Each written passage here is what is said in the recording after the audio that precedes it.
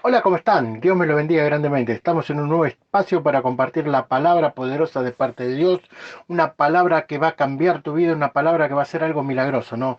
Porque dice que toda dádiva buena viene de parte del Padre, ¿no?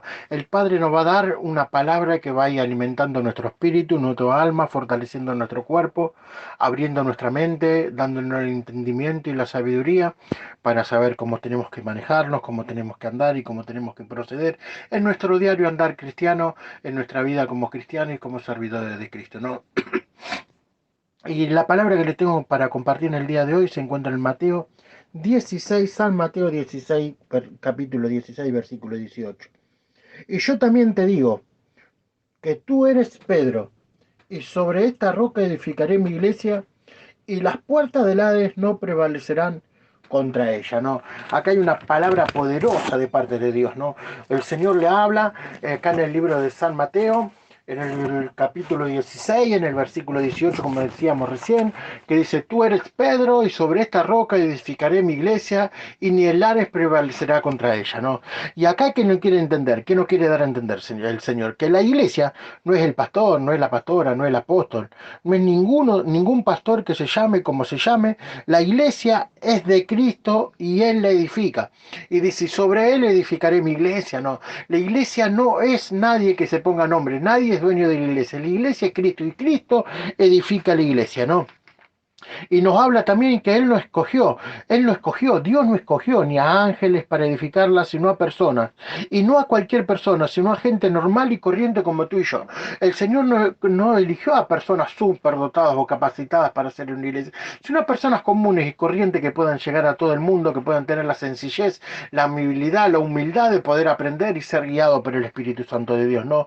En 1 Corintios 1, del 26 al 29, dice esto, mi hermano. Pues mirad, hermano, vuestra vocación, que no sois muchos sabios según la carne, ni muchos poderosos, ni muchos nobles, sino que de lo necio del mundo escogió Dios para avergonzar a los sabios, y de lo débil del mundo escogió Dios para avergonzar a los fuertes, y lo vil del mundo y lo menospreciado escogió Dios, y lo que no es para que deshacer lo que es, a fin de que nadie se jacte en su presencia.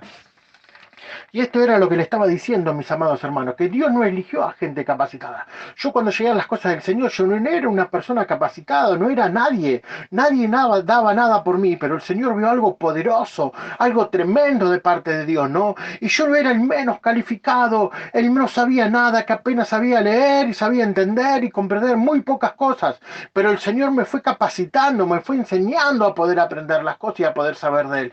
Y sin ser nadie, el Señor me fue enseñando y me fue guiando. Y en su debido momento el Señor me fue honrando con su presencia y me fue llevando a lugares de honra y de gloria delante de la presencia de Él. No escogió Dios ni a sabios ni a entendidos, no escogió a fuerte ni poderoso, escogió a gente común como tú y yo, mi hermano, a enfermos que no sé, enfermo de un pulmón, enfermo de costilla rota, con hepatitis aguda, con hígado, enfermo del hígado, lo que sea, cualquier enfermedad, cualquier problema que esté pasando para mostrar su poder en nosotros, a fin de que nadie se jacte en su presencia, para que toda la gloria sea para Él.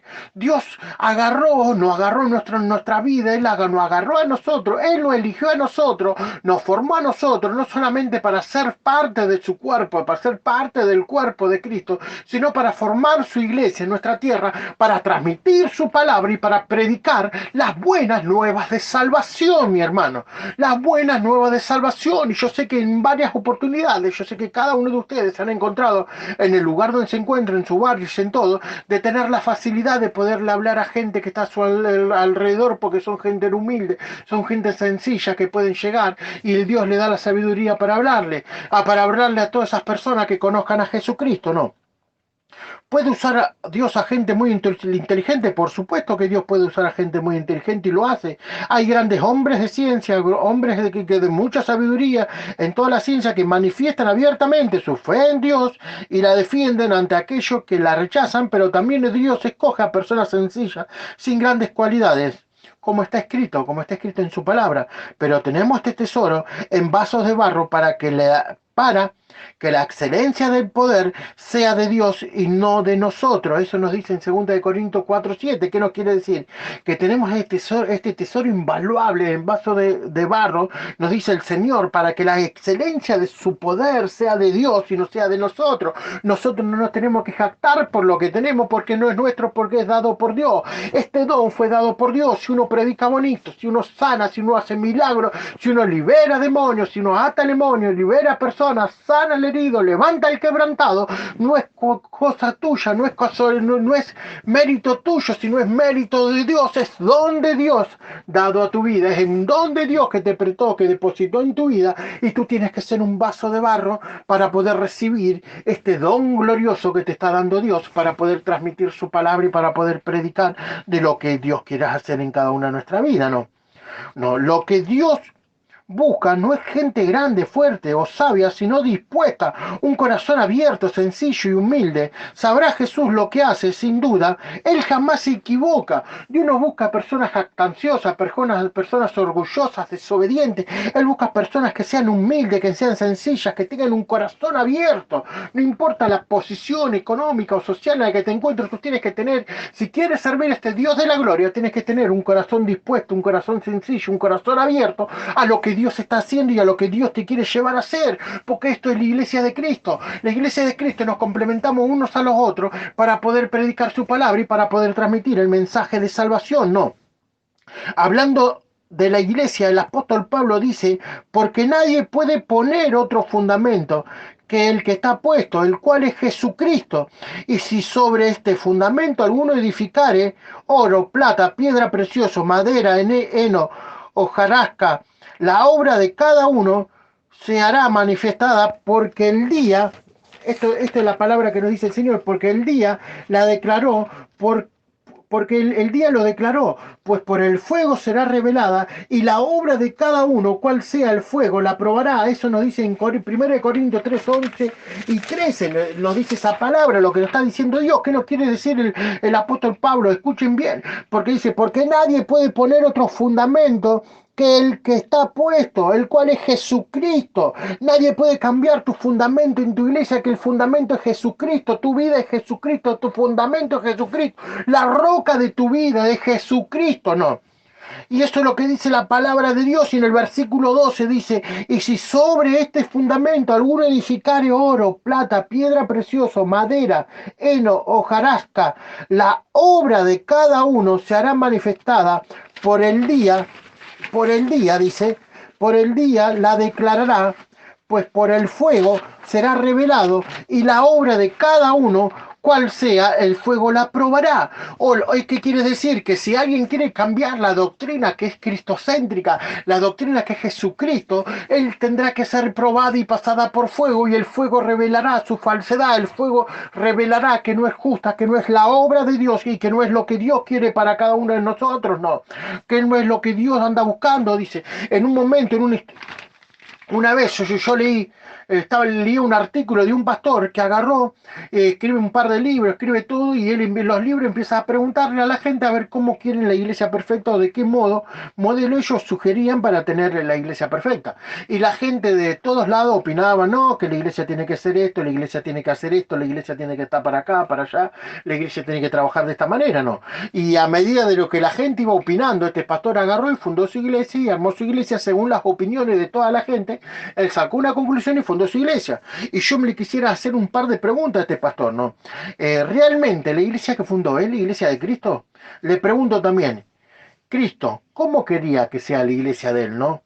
¿Y qué parte tiene Cristo en esa iglesia, no? ¿Qué quiere decir esto?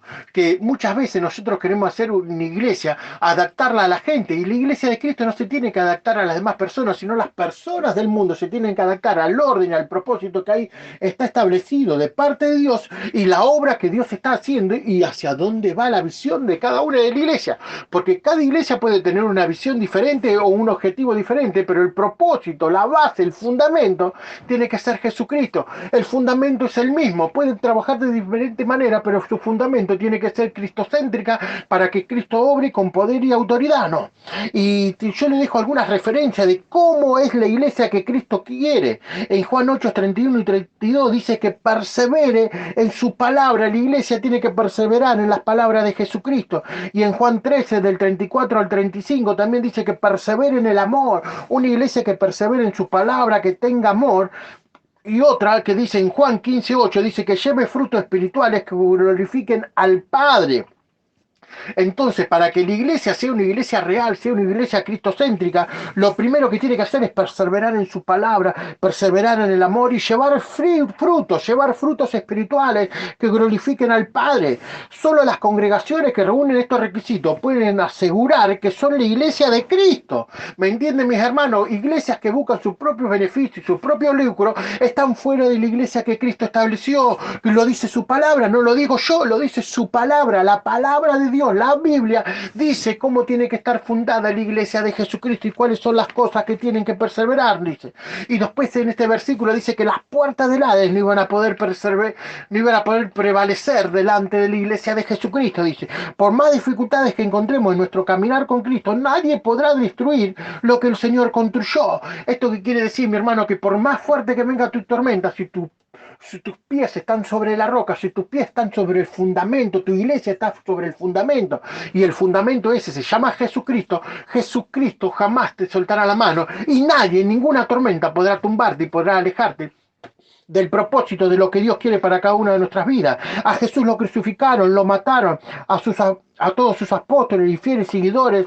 En cambio hoy hay algunos que pretenden que es esa la voluntad de Dios para su vida, sino ponerlos en alto, enriquecerlas y darles fama y riqueza. Esto es lo que yo le quería decir, mi hermano. Cristo está de nuestro lado, o mejor dicho, nosotros nos pusimos del lado de Cristo, lo cual garantiza nuestra victoria. A Él, solo a Él, sea la gloria y la alabanza por los siglos de los siglos. Aleluya, mi hermano. Solo Cristo es el centro de nuestra vida. Cuando Cristo es el centro de nuestra vida, a nosotros no nos tiene que interesar ni la riqueza, ni la fama, ni que seamos conocidos, nada. Nosotros lo que tenemos que hacer como una iglesia de Jesucristo es predicar su palabra, llevar su mensaje y dejar de buscar, de ser materialista y buscar riquezas personales, porque la iglesia de Jesucristo es para ayudar al humilde, para brindar, para dar, ayudar a las personas que nos necesitan, para abrigar al que pasa frío, para darle de comer al que tiene hambre, para darle de beber al que tiene sed, para abrigar al que está con frío, para brindarle un techo al que vive en la calle.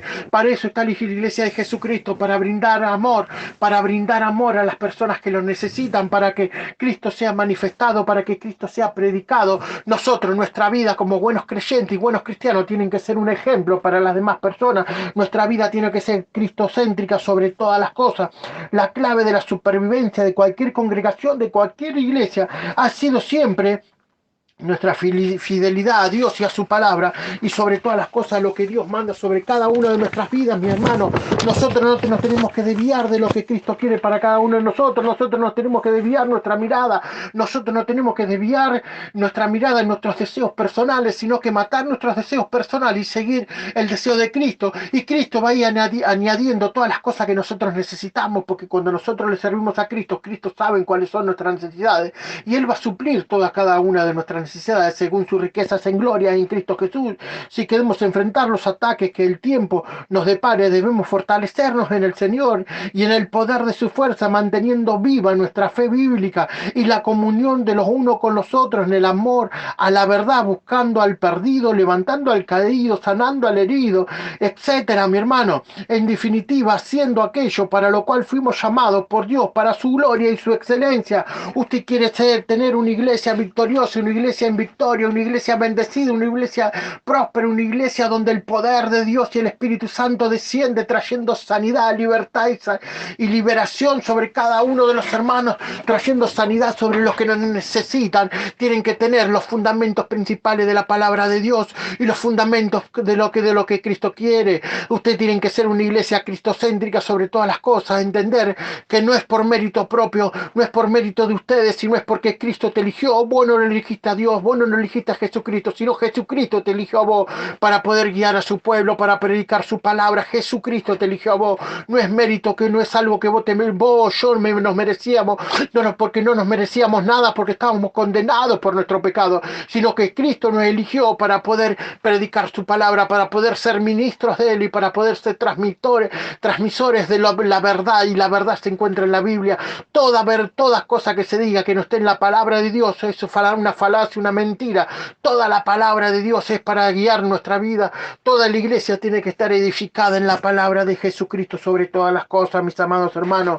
Y hoy declaro que viene un tiempo donde Cristo va a crecer en su vida. Hoy profetizo un tiempo de comunión con Dios, un tiempo donde el Señor va a establecer su estatuto, donde Jesucristo va a ser la roca no solamente de su vida, de su familia, de su iglesia. Y yo quiero que le entiendas algo, mi hermano. Tu primera iglesia eres tú, tu primera iglesia es tu familia, es tu casa. Ahí donde tienes que dar el ejemplo sobre las personas que te conocen, de que Cristo hizo la obra en tu vida y te transformó. Y después vas a cambiar tu vecindario, vas a cambiar tu barrio, vas a cambiar tu ciudad, vas a cambiar tu país. Porque si Cristo es el centro de tu vida, si Cristo es la roca donde estás apoyado, donde edificarás la iglesia del Señor, el Señor te respaldará. Y vendrán tormentas, vendrán huracanes, vendrán tsunamis, pero no te moverán, porque Cristo es la roca de tu vida. Jesucristo es la roca de tu vida y Él te sostendrá. Pon los ojos en Jesucristo, el autor y consumador de la fe. Pon los ojos en esa cruz donde Cristo murió para que tú seas salvo y seas libre. Y Jesucristo va a obrar con poder y autoridad, y Él te va a dar la salvación, la sanidad en cada uno de tu vida. O pon la mano sobre el arado y no mires hacia atrás, y el Señor, no mires hacia atrás, y el Señor te va a ir añadiendo todo lo que tú necesitas, porque el Señor no es deudor de nadie, mis hermanos. El Señor conoce tus obras, conoce lo que tú has hecho por cada uno de sus pequeños, y el Señor te lo va a recompensar, porque Él cumple su palabra, Él cumple sus promesas, mis amados hermanos. Hoy lo bendigo y profetizo un tiempo donde el Señor se va a establecer como la roca principal en tu familia y en tu vida, y donde van a nacer los preceptos, donde se va a obedecer la palabra de Dios, donde va a dar fruto y donde se va a multiplicar lo que Dios quiere para tu vida. Te súper bendigo, mi hermano, mi hermana, y nos vemos en la próxima.